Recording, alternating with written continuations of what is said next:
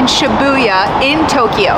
We will be touring you through all the amenities, the restaurants, and at the end, giving you a room tour and telling you how much we spent. So make sure you stick around, like and subscribe, and let's get into it. But if you're new here, we're Mitch and Ella of MitchEllaCo, and after 5 years, 20 countries, and over 100 travel videos, we're starting our biggest adventure yet. Around the world in 80 stays. From theme park resorts to luxury escapes to iconic city hotels, we're showing you the most unforgettable places to stay and what to do nearby. In our last video, we toured you through Japan's Tokyo Disney Sea, tallying up all the most exotic popcorn flavors, munching on all their viral snacks, and touring you through all their dining options. But today, it's all about Tokyo's most inexpensive luxury hotel, Cerulean Towers.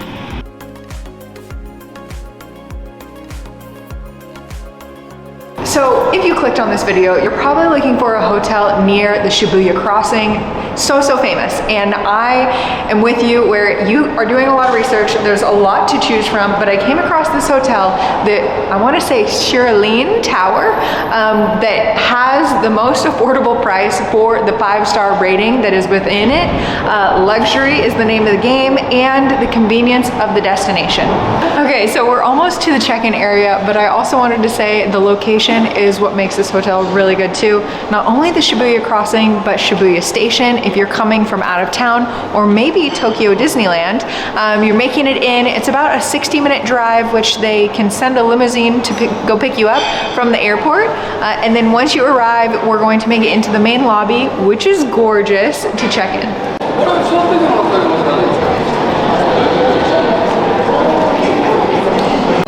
Behind me is the check-in desk. I would say that the language barrier is not a problem. There's always going to be an English speaker to help you out. If you speak English, you're going to walk up, let them know that you're ready to check in, fill out a customs form, give them your passports, and then check-in is at 3 p.m. So if you do arrive early like we do, they can take your luggage and store it. And there's even a hospitality room that if you needed to get things out of your luggage, instead of causing a commotion in the lobby, they bring you to this set aside room to go through, sit down, relax, and then come back out when your room's ready. So here is the hospitality nook. You can hang out, there's Wi-Fi everywhere. There's even little rooms that you can sit in here. There's convention floors and banquet halls on lower levels of the hotel, so you know that there's probably working conventions going on, so a lot of people coming here for work, but as a tourist, I think this is a phenomenal hotel. You know you're in a 5-star hotel when the souvenirs of things to buy are crystal cups and ornate pottery. Yeah, this is what you take home. Fine China. Fine Japanese. Down the hallway, past the fine china, would be the church, which we're unable to get into, but there's also a garden outside. As you enter into the lobby, you can see it's floor to ceiling, like 3 floors of glass, to the exterior where it's perfectly landscaped. But I have a feeling somehow you can get out there, and there's steps throughout to enjoy it. But I also wish we could get into the church to show you. I'll have to overlay a photo so you can see it. I have a feeling they do weddings here. If you are not a planner for your stay, I would say this room that's very colorful and bright, that has all the tours behind, is the concierge desk that can book anything for you. Pretty normal with a 5-star hotel, but if you're uncomfortable with the exchange rate or, I don't know, booking online before your stay, this is perfect, and it takes the responsibility off of you. So off to the right of check-in would be the luggage desk. They'll send an attendee over, they'll wrap up all your stuff, put a ticket on it, and then I did notice that there's an exchange for money if you're walking out in the city and leaving through the lobby, but you gotta check the rate to see if it's good or if you're okay with getting less for your money.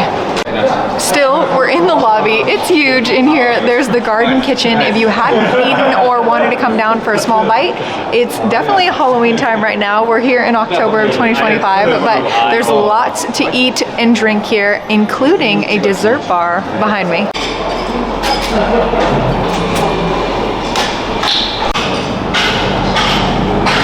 So If this bread is anything like Tokyo Disney, they know how to do carbs. I'm telling you guys, behind me you can get loaves to go. It almost has the French flag in the background, but Japan has better carbs than Paris. We were just there, MitchEllaCo was. Also, the dessert encasement is themed Halloween, but this is fantastic if you want to come down for a dessert before you go to sleep, if you have a sweet tooth like we do. So directories are throughout, and it's kind of a preview of what to expect. There's a theater on the bottom floor, then the second floor, or the lobby is right here, second floor over there, and then some upper floors on the 40th floor are soon to come. This is a sleeping escalator in between floors. Okay, so look, I was walking, I'm like, oh my gosh, it's so slow. And then zoom, we're taking off into the future. Okay, I think it's Szechuan as another restaurant. We're up on the second floor overlooking the lobby. It looks like it's closed right now, but open for lunch. It's one of those where it opens midday and then shuts down and comes back open for dinner. Looks really delicious. I'm gonna have to check out the menu, but it very particular small bits to eat. I would say everything's fine dining here, where the portions are smaller but they're so eloquently put together. Sakuraga Oka Japanese food is right off of the Szechuan cuisine. I would think that it would be another fine dining. There are so many restaurants, and Mitch was actually Googling where we should have dinner tonight, and he was finding that the highest rated and best restaurants were built into this hotel. So this might be a destination of its own, where if you wanted to spend a day and it was raining outside, this would have everything you needed.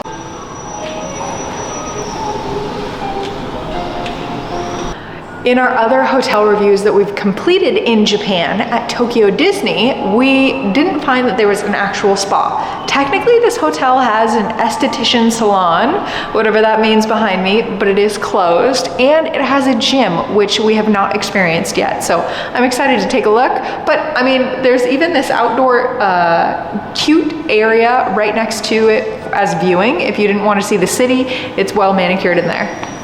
Okay, I found the world's tiniest bicep curls, dumbbells, and we are checking out the gym. The coolest thing is I didn't see any of the other hotels in the area have a gym, and we haven't worked out in weeks, and it's all techno gym, which is top of the line.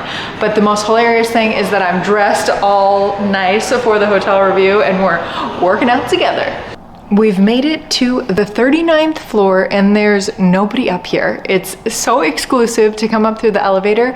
I will say you need a room key to access the elevator to the rooms, but because there's restaurants and bars up here, I feel like you can come up and enjoy it. But this view, guys, I can't get over it. You have to walk the whole floor. Every window around each corner has a different view of the city, but this one in particular has the view of the park. In the distance, there is this fun mall that I saw on somebody else's video overlooking it, and there's even the glass encasement where it's a observatory deck on the top floor, and I think it's like $25 per person, and here it's built into your stay. You also get a view of the crossing, which is right there. That's that corner. And you're getting a view that's $20, she said, of the sky view. You get a view of the Skyline and the Meiji Jingu Park, which we will go there. Welcome to Bella Vista. This is crazy. Can we take a second for this couch though? This is the 40th floor, all the way at the top. There is a cover charge of 2,000 yen to get in, but guys, there's zero complaints in here. The views go for forever. The bar overlooks it. The atmosphere is worth the price of admission. We're still on the top floor. We just left that amazing bar and we found the last restaurant, which is Kukanyo. It is fine dining for sure, but we were gonna say that the floor to ceiling views in both of the areas are completely different, and it's just something to experience. It looks absolutely incredible. The atmospheres are completely different too. You should probably stay here for a while to try all of the cuisines on all the floors. Down, 40th floor, down to the second floor. Ooh, feel them G's. We came all the way to Japan to catch Jay-Z. Okay, this is the Jay-Z Jazz Bar, Brat. It's on the exterior of the building, so you actually have to leave the second floor where the two restaurants were, the Chinese and Japanese, go outside and come in here. But I will say that it is fully sold out. We walked in and it's about 5 o'clock and they let us just get that quick clip to see inside, but apparently it's a good time. Oh, sold out, okay. Maker's Mark. Okay, not to be. You have the saxophone. Yeah, I see. Wow. Sold out. Yes, sold out tonight. Okay. Come take a look in this window. We made it to the R261. Is that R2D2 or what? But it's a cigar bar. Somehow this hotel just keeps giving. We're on the exterior, just like the Jazz Bar. If you come out the second floor, you'll make it to one, some music, and two, an after party with cigars. Welcome to room 2111. We made it to the 22nd floor. We came back down after the 40th. First off is the restroom. We're gonna start with a bang. We have floor to ceiling, the same tiles throughout. We have a bidet, of course, Japan, you know the drill. A nice single sink, lots of towels, lots more than the usual hotels. Usually they only give you like one per person. Then we have the shower, looks like adjustable height for my husband that's 6'4". The tub is good enough size. Looks like it comes with some different smelling soaps and shampoos and conditioners, usual. But I'll say Japan is known for their toiletry extras, and this is no joke. There's bath salts, there's hair bands, there's toothbrushes, hair brushes. I'm just astounded by how much that they give you right off the bat. Then we're gonna leave the bathroom and make it to the closet. Okay, we have some luxurious robes. We have maybe a steam machine, hangers, luggage carriers, things to help you put your shoes on. Pretty straightforward. Oh, and extra pillows, my favorite. Pretty large and lots of hangers, but I'm sure you could order more if you want. We make it this way to the coffee nook, which we are most excited about, the Nespresso machine. I can't believe that there's one here, as well as this is adorable. Like, just so cute. Mirrors throughout, Nespresso over here with all the different flavors. The waters that are complimentary, I would guess.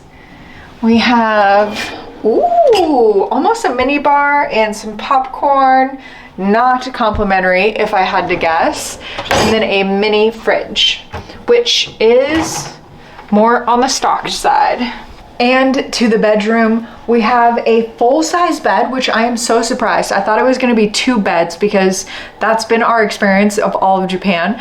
There's 2 nightstands and American plugins, but only 2-prong, not the 3-prong. I hear that the wattage is less in Japan, so your phone's probably gonna charge a little bit slower. Then there's the lights where you can control them at the nightstand, easy to check out, but we gotta test the bed. Usual workstation with light and mirror, so you can do your makeup or work here. Good size TV. I cannot believe that there's a built-in stereo system on the bottom. Let's take a look at the remote. It's mostly in Japanese, if I had to guess, but hopefully we can find one English channel. We did just check in a couple hours ago, so this is like our first making rounds through the room. We have the AC unit, the lights, 2 more waters, and they gave us a couple of treats. We told them that it was a special event in staying here, and so they went above and beyond and wrote us a card and left the treats out. So if it's your anniversary, birthday, or something else, then you can leave that when you book the hotel. But my favorite part of this room is not only the couch, but the overlook of the city, which it is starting to come alive as the sun goes down. Overall, I think that the it factor it has is the location and the rating. I think it's like 4,000 Google reviews, so highly rated, and a lot of people know about it. And if I had to book it again, I would. We really enjoyed the stay, the room, the cleanliness, the greetings, and our experience thus far.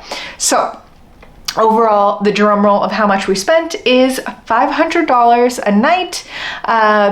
I would say also, as I was booking, I kept checking each week and different days of the week to see if the price would change. And this was consistently $500 compared to the other hotels that went up and down. And I really liked their cancellation policy. It was up against a couple days before the stay. You get your full refund back, and they even sent out an email like a week before to confirm the reservations and asked if we needed anything else. Just those extra touches. So if you're coming to Tokyo, you're conquering the city of Shibuya, this should be your luxury stay of choice. If we had to rank it on our leaderboard, of course, we've been talking about the Miracosta is number 1 at Tokyo Disney, then the Tokyo Disney Hotel is number 2. This will be coming in number 3 just because it's third in line, guys, but the upcoming travels are the perfect day to pair with this hotel. If you are in the area, what to do, we'll be doing that tomorrow, as well as conquering Universal Studios Japan too, so make sure you like and subscribe, check out all our other hotel reviews worldwide, and we will see you on the next one.